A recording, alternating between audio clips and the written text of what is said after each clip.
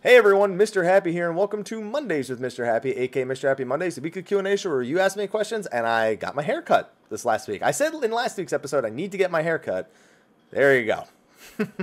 I walk into the barber and I'm like, all right, two. It's been a while since I had my hair cut, so a lot of people are shocked. Now I just got to trim this up, and I'll be good to go, because now this is like longer than the actual hair on my head. It's kind of weird.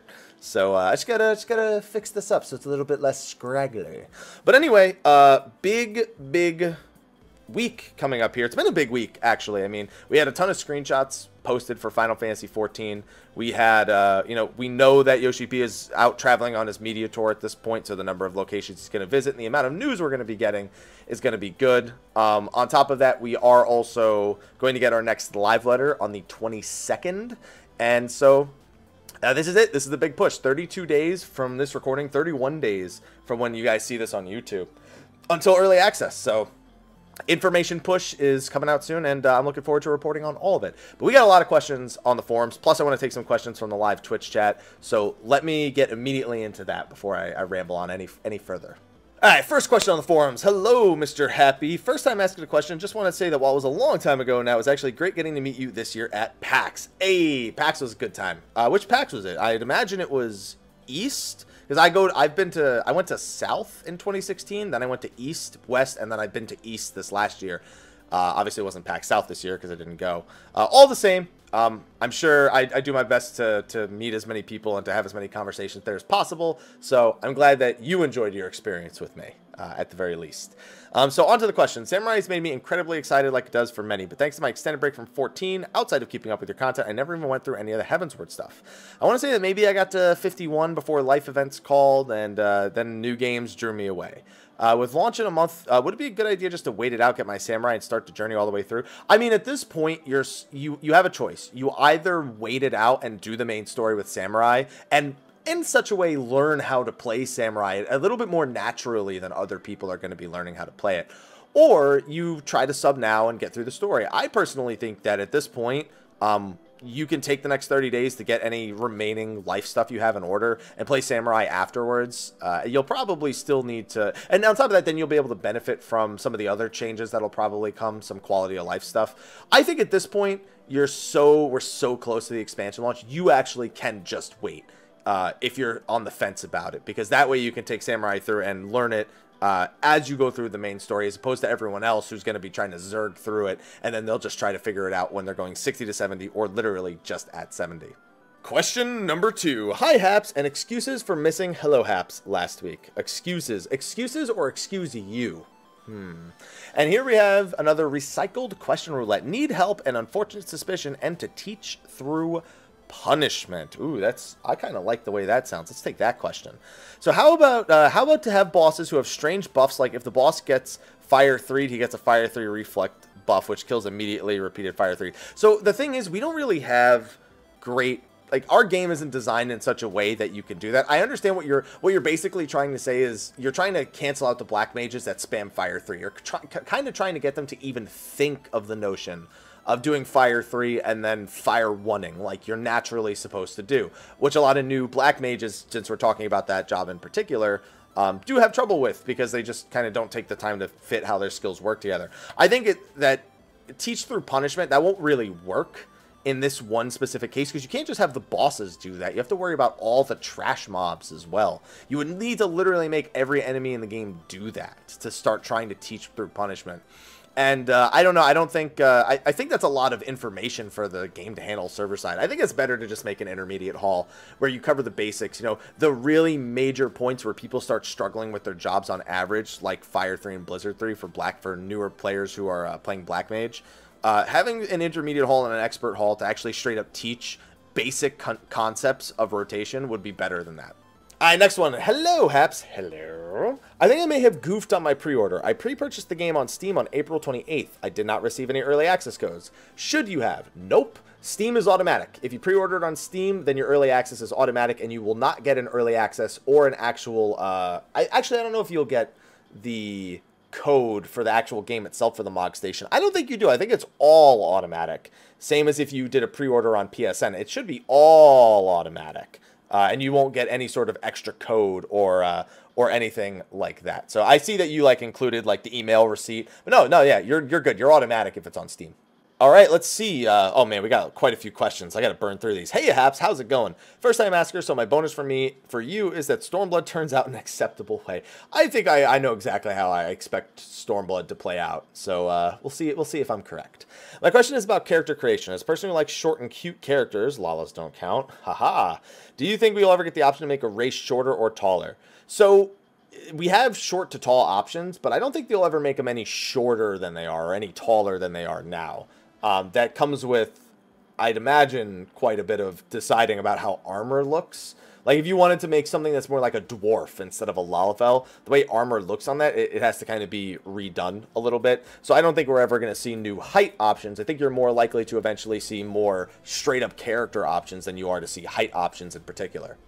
All right, let's see. How's it going, Dr. Happy? Please, I don't have my PhD. My first time question bonus is a name upgrade. What? My name? Oh, I get it. Because Mr. Happy, the doctor, that's your first time, but I get it. Good job. I have a new guy coming to 14 and not much MMO experience. 14 is a pretty good place to get in if you're like brand new to MMOs. It's a little overwhelming for newer players, but it's got a lot of teaching systems to get basic terminology out of the way. And he has the dedication to grind. He's gotten to 50 and still working to 60 within 6-7 days. Jesus Christ. But we are limited on time till next expansion. He wants to end game raid. What do you think would be the most fun, most helpful way to get him ready? I mean, you got to take him into Creator Savage. Creator Savage is the most accurate representation of endgame. You could do, like, minimum item level coil if you wanted to, but, I mean, it's most likely you're going to have to try to get him into Creator Savage in some way. That's really the best bet that you're going to have at this point. So, one of those two things. I guess either or would work. I think minimum item level coil is actually incredibly fun, but it's hard to get people motivated to do minimum item level coil. So, better luck probably doing the Creator Savage. Oh, this one's nice and short. Hello, Mr. Happy. First-time asker, long-time viewer. As a bonus, have a biscuit. I have coffee. Can I have that? It's almost done, really. All right, unfortunate. My question is, I've recently gotten into crafting and finding it hard to level up. What's the best way to level up crafting? So, if you want to grind it out, crafting, doing all the first-time bonuses for your crafting log, okay. What I do is I say, I don't want to level it fast. I do Grand Company turn-ins every day. And I do Beast Tribe quests. You could do the Ixals for levels, I think it's like 15 through 50. And then you can do the Moogles from 51 through 60. It's not super fast. If you really want to go fast, you'll probably have to do collectibles and leave quests. But those are how I do it, because I don't want to actually craft. So I do the easiest possible way. And those are definitely the easiest possible ways. Now, on the other hand, this one has quite a few more words. Hello, Mr. Haps. Not a first-time asker, but I'm still going to give you a first-time bonus. Don't tell anyone. It'll be our little secret. So I have a bonus of a guaranteed house in Shirogane. I'm not planning on buying a house in Shirogane. So thank you all the same, though. I recently came back after a break because I got bored a few months back. But now that I'm back, I remembered why I got bored. Tombstones. I gotta say, I just hate tombstones. I personally think it's boring because capping tombstones each week and waiting to be able to get more is not fun. I don't think I would hate it as much if the cap was higher. Right now, it takes a minimum of 2 weeks to get a piece for your left side, and that is just, in my opinion, dumb. I personally wish that Stormblood has more options of getting gear and not just tombstones. I wish they would get rid of tombstones and replace with another system, but I don't think it's going to happen. Since I don't have time to raid, the best way for me to get gear is tombstones, but 2 weeks for a piece is just way too long. I understand why they do it, and I know I'm repeating myself, but it's just an unfun system. So my question is, do you think they'll remove tombstones? We already know the answer to that is no. Do you think they'll make other ways to get gear? Well, that depends on what you're looking for. So it sounds like the patches that are best for you are odd-numbered patches, because that's when they usually unlock a lot more options to obtain higher item level gear. I mean, crafted gear is a pretty reasonable item level at this point, so that's something you could consider. The 24-man raids are generally a good system. Palace of the Dead had access, another way to access higher tier weapons. For armor, the second to lowest item level from the 24-mans has been a generally good option for people. And tombstones unlock the same item level as 24-man. And those are still restricted to once per week. It's why a lot of people, while they're gearing up one job or while they're trying to access gear for one job, they're also leveling other jobs. And that's also why sometimes people make alternate characters, is because they want to be able to bypass that sort of restriction that's going to be there for a large point. The larger that time gaining is always going to remain there for a large portion of the content's life cycle until we get towards the end of the expansion.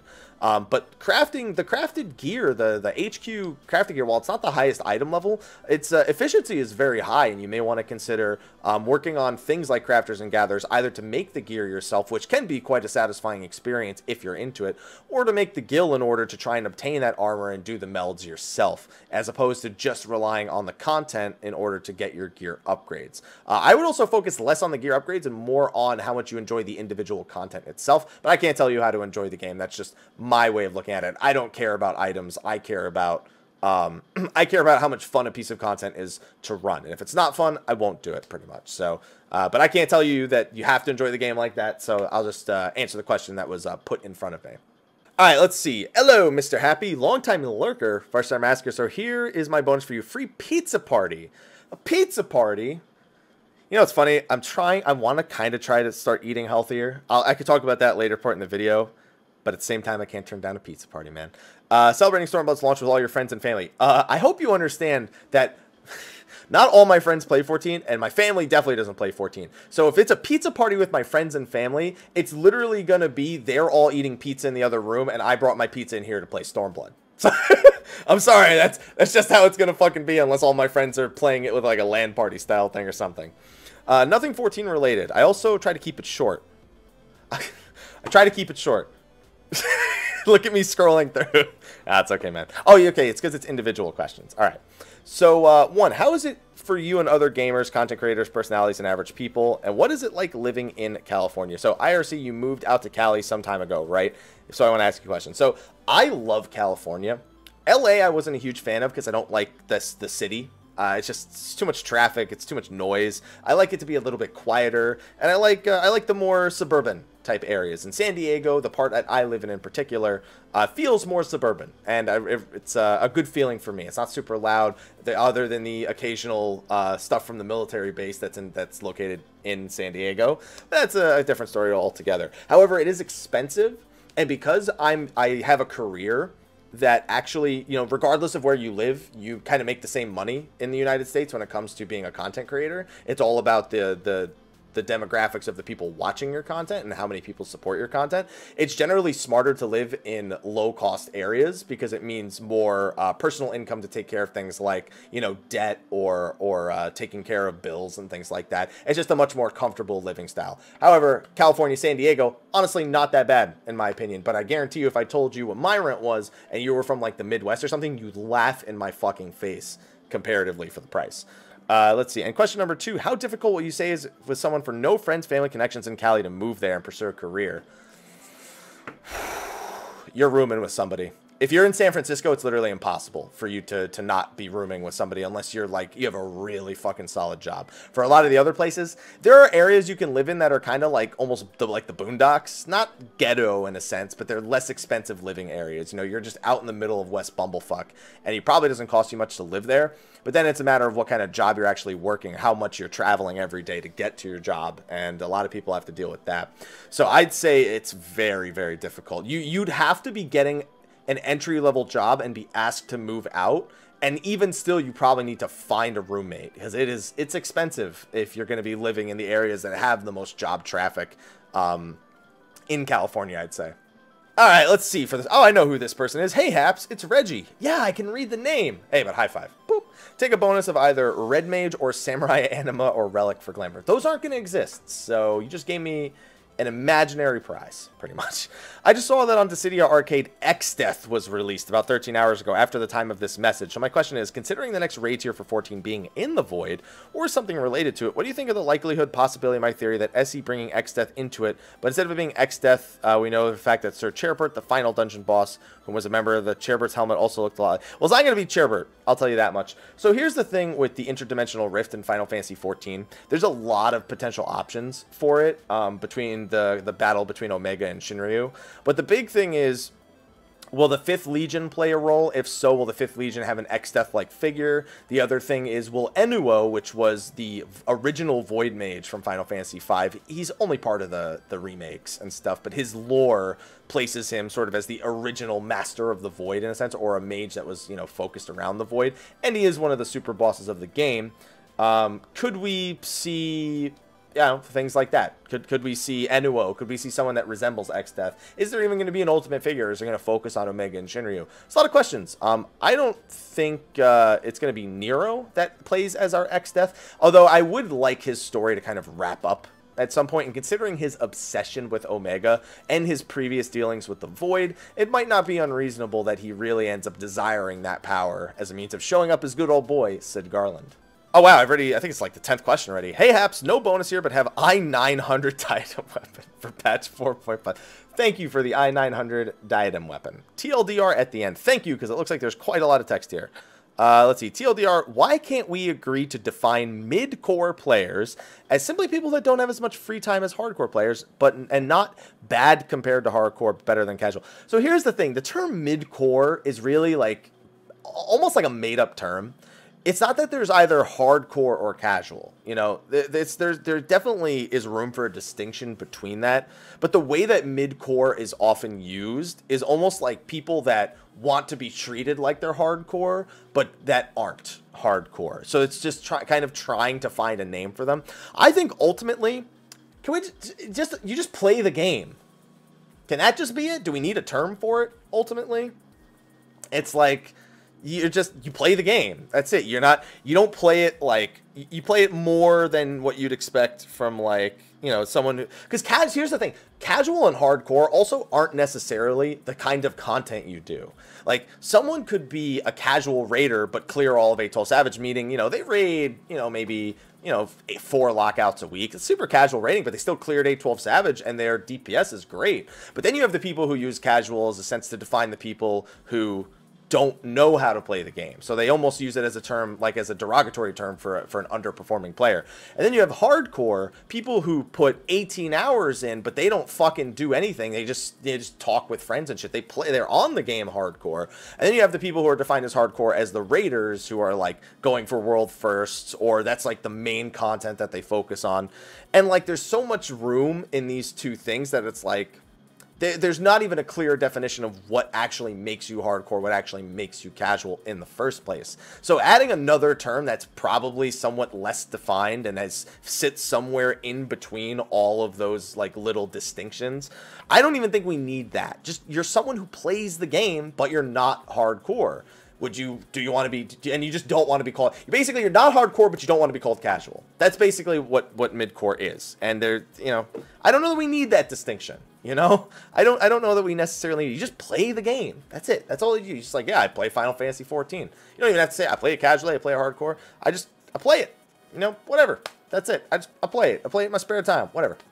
All right. Oh, this is a nice short one. Cheers, Mr. Happy. Cheers. With X number of weeks left until Stormblood, would you consider inviting some top PvPers to State of the Realm to talk about the state of PvP? Actually, Frosty had a great show on that recently, where they talked about PvP. It was actually the same day as the Ether Cup.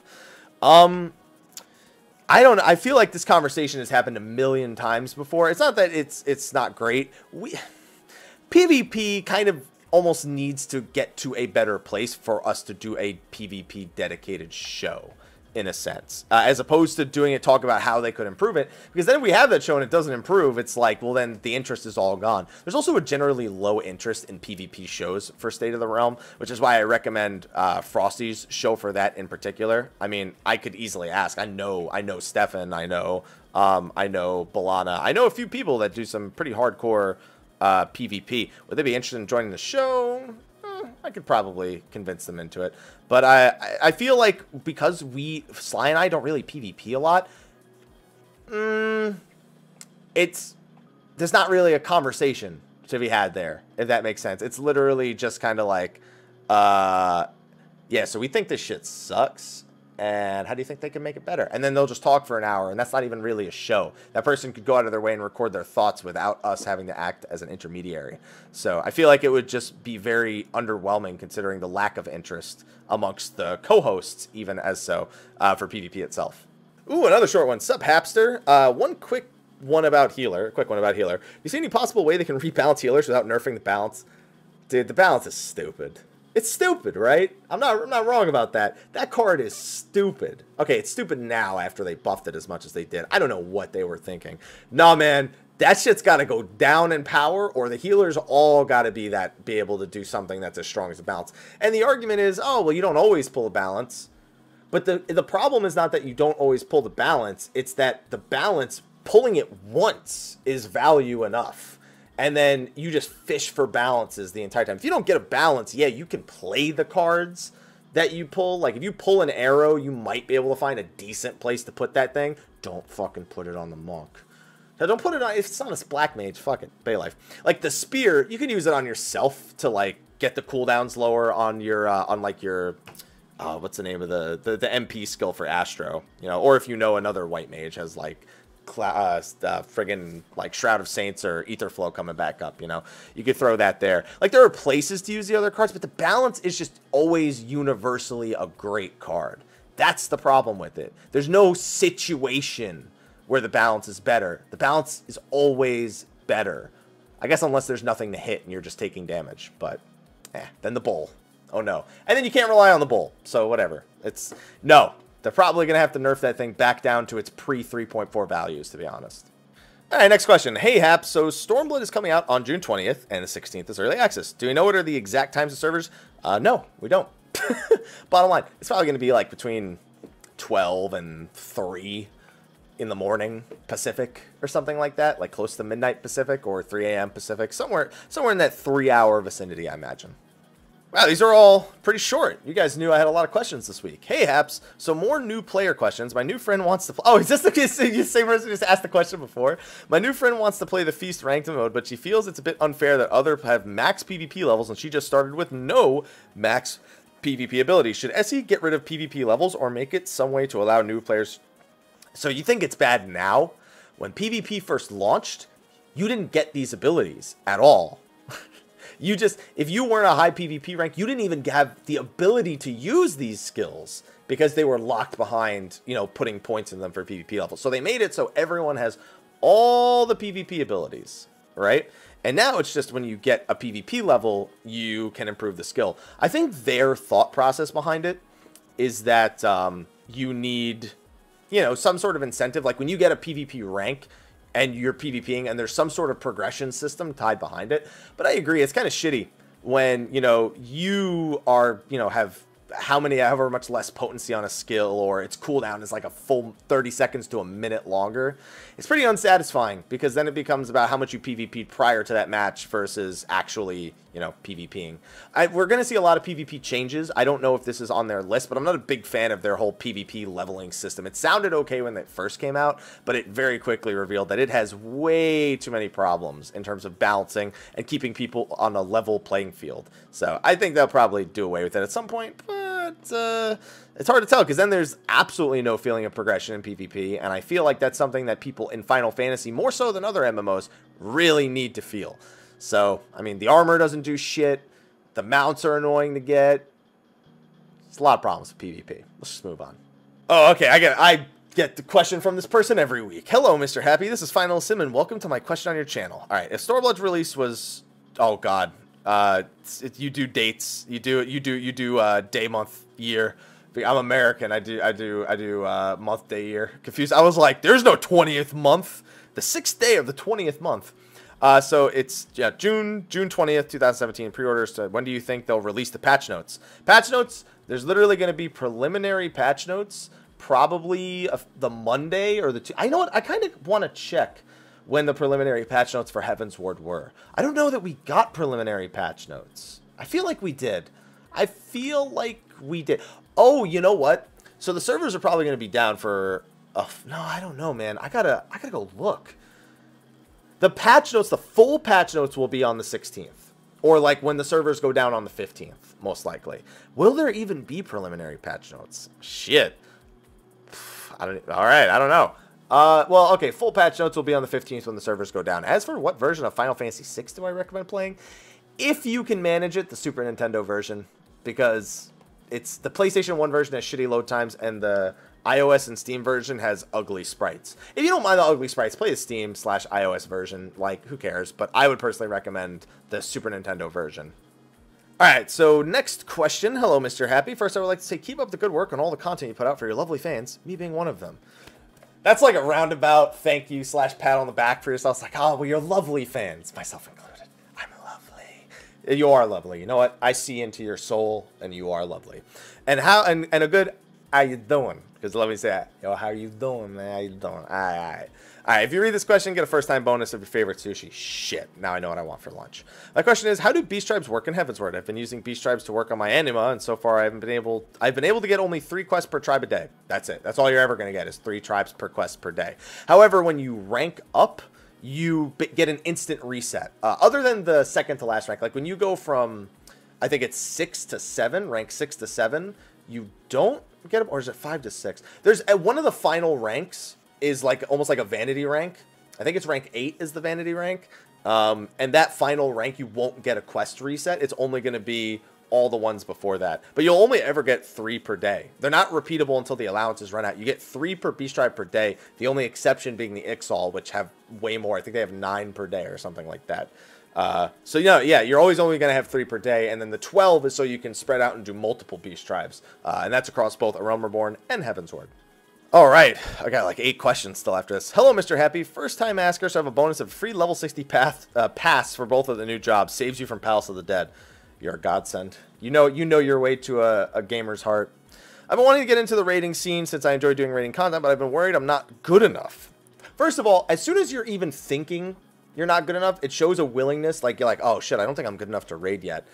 And then it's just a matter of, do you use that to improve or do you use that to hold yourself back? That's the step after. Even just, it's the people who you have to worry about with raiding are the people who have no desire to improve but just want to do it anyway. They never think I'm not good enough. They're just like, I'm just going to fucking do it, whatever. So you're already better off than a lot of other people are. It's to worry about your performance because well, the problem is it can lead to performance anxiety, but we'll see. Let's read the rest of this. I spend between 30 minutes to an hour just doing my Dragoon rotation, but I'm not sure if it's good enough.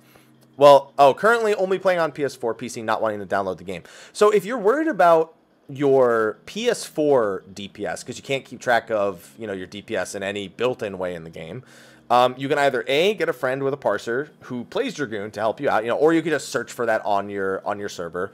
You could Google some results of people who aren't just being fed balances by Astros, or there's a website you can go to for Stone Sky Sea, where you put in which Stone Sky Sea you killed, how long it took you to kill, and it'll give you your DPS. And then from there, you can kind of try to figure out exactly what it is, if you need to improve anything in any certain way. Let's see. So on the question, what would be the best way for trying to find a raid group, or at least trying to get started? So checking your DPS to see if it's somewhat acceptable would be step number 1. An easy way to see if it's acceptable is to at least try to beat all the Stone Sky Seas. If you can beat all the Stone Sky Seas, it doesn't mean a whole lot because there's no mechanics in Stone Sky Sea, but it proves there's at least a basic understanding of the job's abilities. That's the bare minimum. The very bare minimum would be to try and beat Stone Sky Seas. After that, it's all about looking through recruitments, party finders, even the crossover party finder, especially if you're looking for Gilgamesh. Go onto the forums, Reddit, the recruitment threads, all those places. I mean, especially if you're flexible, working on your Dark Knight and White Mage Astro to have options. So you've pretty much covered all your bases. You're concerned about your performance. You want to make sure it's up to par. You're leveling multiple jobs so that you don't only play that Dragoon, or you have options to join raiding as something else just to get yourself an in. And I'd say you have all the right attitudes that are put into it. It's just a matter of actually finding the group that doesn't just say you have a good attitude, but it's willing to let you dive right in. I would say do all the things I just said, and you've already got the right mindset, so you're in a good place. All right. Oh, God. Every time. Remember every week when I say there's someone who asks me questions on the forums that literally has 100% access to me that's not on the forums? Here he is again. It's time for another question from everyone's favorite Grindy. You're no one's favorite Grindy. So the flagship of Garlemald that fell at the Battle of Silvertree Lake is called the Agrius. Do you think this will have any significance in the Return to Evil East campaign for 4.1, 4.3, 4.5? Seriously, there has to be. I wonder if the Agrius is made of oak, too. So, Agrius, of course, being a character from Final Fantasy Tactics. No, I don't think it does. I don't think it has any relevance whatsoever. Unless we find out that the name of the Agrius was borrowed from something from Evil East. No, I don't think it has any sort of relevance at all when it comes to the Return to Evil East. As much as that's the name, I don't think it'll have any relevance. Well, at least that was an easy question to do. Howdy, Mr. Happy. Second time questions have a bonus of 45 free hours to play Final Fantasy Tactics on the PlayStation 1. As you didn't seem to recognize the line, don't blame me, blame yourself. Yeah, I made it like 10 hours into Tactics when I played it on the PlayStation 1, but I played it like 3 years ago.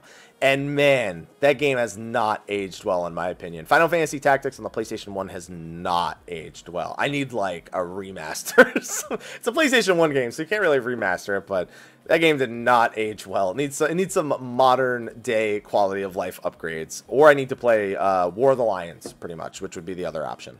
Let's see. So, once again, I come with a Final Fantasy XI perspective. Considering the passion and personal glamour, do you think introducing mannequins? Yeah, dude, we've been asking for mannequins for the houses for ages. I love the idea of mannequins of being able to display armor sets because they act as storage and they act as a display. Yes, I love the idea of mannequins. I've been asking for it for a long time, and I hope to see it one day. Okay, that was another easy one. Hey, Haps, no bonus, but have some chicken and waffles that you made for breakfast. So you made this for breakfast 2 days ago. Is it still good, or do I get to treat it like it was today's breakfast? We'll talk about it next time. Do you think they will make Black Mage more mobile or easier to play? So, I mean, the general idea of all the jobs in Stormblood is that they're going to be lowering the gap between the ceiling and the floor, so that way the floor should be doing closer to what the ceiling is doing, while not trying to bring the ceiling down. That includes shoring up some of the difficulties that were introduced in Heavensward, one of them being the management of Enochian. We've heard from the not Korean Fan Fest, the Korean, sorry, they announced the Korean Fan Fest. Korean Live Letter they did a little while ago. Somebody asked them about that, and they said they were looking to possibly make Enochian permanent, and that they would have to introduce a different way that it interacts with Fire 4 and Blizzard 4, but that was the general idea, because the big problem being, you know, if the boss jumps, you lose Enochian, you know? You have to dodge an AoE, you know, if you're not perfect, you lose Enochian. You know, it's really easy to suffer you back into the 2.0 rotation.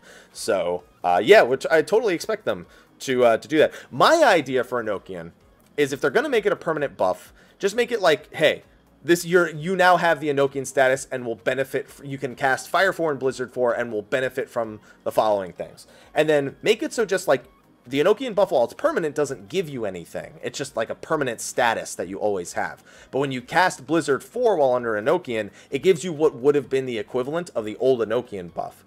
And that way, even if the boss disappears, you know, you're not permanently losing Enochian and have to do your 2.0 rotation. When the boss comes back down, you would just open with Blizzard 4 and you'd benefit from the old Enochian buff. I don't know if that's the way they would do it, per se, but that if I was trying to lower the skill gap while keeping somewhat of the similar ability rotation going into way Blizzard 4 interacts with Enochian, that's how I would approach it. So we'll see what they actually end up deciding to do. I don't know. We'll have to see. All right, we got 5 questions left on the forums. Hello, Mr. Happy, long-time watcher, first-time asker. Have a voucher for a free upgraded capped tombstone weapon in 4.0.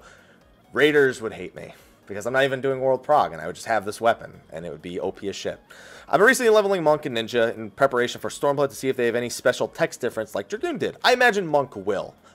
Ninja and Monk should absolutely have some text differences. I'd actually be really surprised, especially if Monk didn't. I would be really, really shocked if they didn't have them. But let's see. Got me thinking, if the 30 to 50 monk skills are from the light sect and the 52 are from the night sect, how do you think the monk would have the 2 set skills were flipped? We learned the night sect in a realm are born in the light sect in Heavensward. Where do you think we could go with the 60 70? Yeah, I don't know much about the monk questline, so I don't even think I can really give you an answer to this question. So I don't know. We gotta open all the chakra gates. That's all I know. We gotta go full Rock Lee on these fools and just fuck them up with our taijutsu. It's bad that I know that and I don't even watch Naruto. It's really bad that I know that. That's just the information that's surrounded me for the past 4 years of doing this on YouTube. So, things I don't want to know but do. Alright, now that I've gotten that out the way. Hello, Mr. Happy, long-time viewer, first-time asker, but no bonus because I'm a sneaky one. You clever little sneak. JK, you get a cookie. Hey. So my concern is about the glamour system. You can't double glamour. Yeah, I've gotten this question a shit ton on my live stream. I think they said they were working on making it so every individual gear set could have its own glamour. But yeah, no, I already know where this is going because yeah, I completely agree with you. I'm not a big glamour person, but this is a technicality that holds back our current glamour system. Honestly, can we just get the transmog system? Even Final Fantasy XI has a better glamour system than Final Fantasy XIV. Come on now. Now that we've revealed that unfortunate fact, hi Mr. Happy, have a bonus of future 14 bonuses that multiply when used to acquire an abundance of more bonuses. This is like getting 3 wishes from a genie and then wishing for 100 wishes every time you're about to run out. And then the genie just doesn't remind you how many wishes you have left and you miscount once and you fuck it up. Yeah, it sounds about right. 1, would you agree that 14 could benefit from more unique type boss battlefields like shapes? I love the Ozma fight, and one of the reasons I think it's great is because it's a unique field shape. I think it has to make sense. You have to have a reason to design an arena different. You know, you don't just want to make an arena a different shape because you can. If you're going to make an arena a different shape or a different environment, give it a good reason. A10 Savage, good example. A10 Savage, the shape of the room largely has to do with, you know, the button mechanics and the way that the individual gadgets interact with the arena. A7 Savage back in the day also made a lot of sense because of the 4 corners and the spikes in between. So it was a very environmentally aware fight. A6 and A8 both have the floors that shift up and down, on top of 6 having the gauntlet style arena, which played to the gauntlet style of, you know, having to rush through all 4 bosses. So there were good reasons for them to be that way. And yes, because you're designing those fights from the ground up, you can absolutely make it so that the arena plays more of an important fight. But you could still have a circle and still have the arena doing unique things. A good example would be the last boss of Blackwing Descent. Was that what it was called back in Cataclysm? Where the final boss, basically, it's a circle arena, but on the circle arena, when the lava rises up, you have to jump onto the tiny platform. So you have circles within circles, and they interact with each other, and it's an environmentally interesting part of the fight. So I think that's an important thing to identify, is when it's environmentally important to include certain mechanics and designing certain things that work like that. And I always think that games can benefit from more dynamic arenas like that, as long as it's interesting and not frustrating to mess around with. 2, would you agree that people shouldn't complain about not having anything to do in 14? Well, it's their given right to complain if they personally feel like they don't have anything to do. Do you feel like they can complain about that when they don't, like, even try Savage versions? So I think the big problem is a lot of people use there's a difference between not having anything to do based on what's feasible for them versus there being nothing to do. When someone says there's nothing to do, but there are a ton of things to do, then it's a matter of, so what you're saying is you're not interested in those things. There are things to do, you're just not interested in those things. So then you don't have anything to do based on your interest. I think it's a matter of interpretation versus the way it's expressed, because it's absolutely true. You can absolutely not have anything to do in 14 based on what your personal goals are. But that's very different than there being nothing to do. It's just that, you know, people say that and they go, well, have you leveled your crafters? No, I don't want to do that. Okay, well, that's something you could do. What about your gatherers? No, I don't want to do that either. Well, you could do that. Have you tried raiding? Yeah, I don't want to do that. I don't have the time. Well, I mean, it is still something to... What are you doing right now while you're logged in, by the way? Just out of curiosity, now that you're saying this. You know, I see that conversation happen a lot. Only 2 questions left on the forums. Yay! Hey, Mr. Happy, I have 2 questions for you. How has YouTube Red affected your income on YouTube? Good, bad, not much interest. Actually, I'd say it's been a generally positive influence. For everyone that has YouTube Red who watches my videos, I'd actually say it's been a relatively positive experience since YouTube Red. A lot of people were worried. Okay, let me say this. If YouTube Red had launched the way YouTube initially intended on launching it when it came to revenue, would have been a disaster. The way they actually ended up launching it has been largely beneficial to the channel. I mean, ad revenue is a super unreliable source of income as it is. The main thing that's good about it is that it's at no cost to anyone, really. The people watching, you know, they might be slightly inconvenienced by having to watch an ad, but, you know, a lot of people try to use ad blockers to get around that anyway, and it fucks over the people that are trying to make the content. So the people who buy YouTube Red and watch as opposed to doing a traditional ad blocker is only an improvement over the way the system was working before, and I've seen higher numbers since YouTube Red's implementation as opposed to lower numbers. But I know that's not true for everyone because YouTube Red is calculated in a very specific way. Some people were definitely hurt by it, but for me personally, and the way my content is structured, it has been an overall positive experience. As for a Final Fantasy XIV question you have here, what is the best way to set up hotkeys? There is no one best way to do it. I have an MMO mouse. I have the Rival 500 from SteelSeries. Hashtag plug. Check it out in the description of the video. Or if you're watching live, type !SteelSeries. And I felt like that helped me a lot with off-global cooldowns in particular. But everyone has their own different way of really keeping track. Sometimes people don't need any sort of special means of setting up their hotbars to keep track of their off-global cooldowns. Sometimes people have to, like, I know I personally have a few buttons that I make bigger than the rest, so I can keep track of cooldowns and buttons that I want to be pressing actively. And then I have my mouse buttons to keep track of my off-global cooldowns, plus a few of them that are on a few other keybinds. So it's really down to personal preference. My best thing is to look at what other people are doing, try a bunch of different things until you find one that you feel really works for you. And this is the last question that's actually on the forums. Achoo! Sorry, allergies. What up, Haps? Yo, what up? I was watching State of the Realm that went over the benchmark, and there was a light discussion on how Ninja would use that frog ability. Maybe it's tied to the poison you're using, possibly, or the opposing poison. Anyway, the real question is, do you think that there will be a place for Samurai in the next raid tier? So it's impossible. I feel like this is, I feel like this is almost a mock question. Actually, it's hard to tell. It's impossible. You know what? I'm just going to treat it as if the question is 100% serious. Impossible to know. I have no hunch. Also, I noticed someone asked the questions earlier about the early access code. Unless it's been solved, all you got to do is go into your Steam library and right-click your 14 game, and you'll see an option called View CD Key, and one of those keys will say Stormblood pre-purchase code. You just got to put that into the MOG station. People tell me it's automatic. So if that is true, I don't know that it is for early access, but there you go. You have your answer right there. If it's not automatic, which I thought it was, then do that. The right-click 14 pre-purchase code and put that into the MOG station. Because I don't know. I don't mess around with Steam. I just take what people tell me for that one. But anyway, that is the last question over on the Dream Network forums. If you'd like to ask a question there for next week, go right ahead. And I'd say I have some time for some questions live on Twitch. Let's get a few good ones from the chat. Come on, let's see what you got. All right, so the first question I have here from the Twitch chat, are there any big games that you love to watch or talk about, but don't do it on Twitch or YouTube because it doesn't fit into your fan base interest? The biggest one for that is easily League of Legends. I played League of Legends back in Season 1, early Season 2, and I lost my account. It got hacked. I couldn't prove it was mine anymore. They pretty much changed everything, and so I started a new account. I think it still exists. It's like level 14. The account. I just don't have the interest or nor the time based on the way that my channel's fan base and everything plays out to really play League of Legends. Also, it's kind of like a super saturated game in terms of content creation as it is. Like, so Ponce is a good example of a content creator that I'd probably fall along the same lines in. Where, you know, I'd probably try to get on the PvE, talk about all the changes that are coming to the different jobs, analyze them.